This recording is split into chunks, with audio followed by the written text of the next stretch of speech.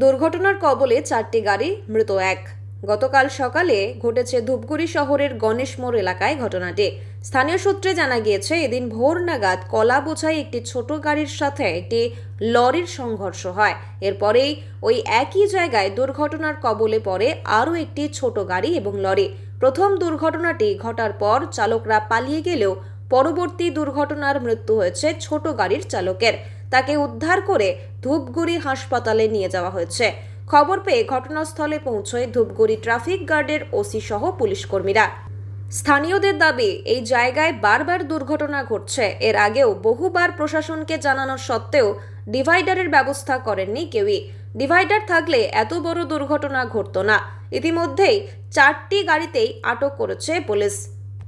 তবে মৃত ব্যক্তির নাম পরিচয় এখনো জানা যায়নি। দুর্ঘটনা তো অর্থাৎ আমরা জানি না। এটা যে ট্রাকটা, এটা মোটামুটি আনুমানিক 3টার পরে হয়েছে, ভোরের দিকে। 3টার পরে এই যে খোলার গাড়িটা আর এই যে ট্রাকটা হয়েছে। এটা রাস্তাটা পিছলা হয়ে যায়, প্রতিদিন বৃষ্টি হলে পরেই রাস্তা খুব পিছলা হয়ে যায়। গাড়ি রাস্তার এখানটায় ভাড়াইছে, ভাড়ানোর পরে এই গাড়িটা খুব দ্রুত গতিতে চলে।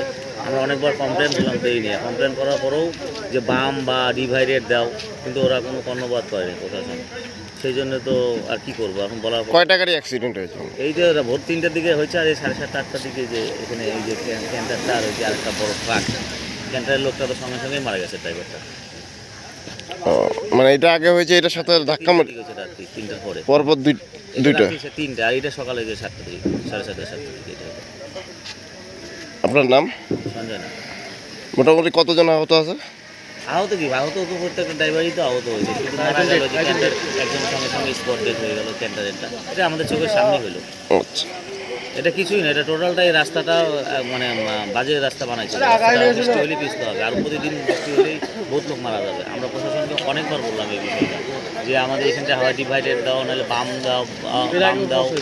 এর আগেও কয়েকজন মহিলা অ্যাক্সিডেন্ট হয়েছে, এই নিয়ে আমরা পদ অবরোধ করছিলাম।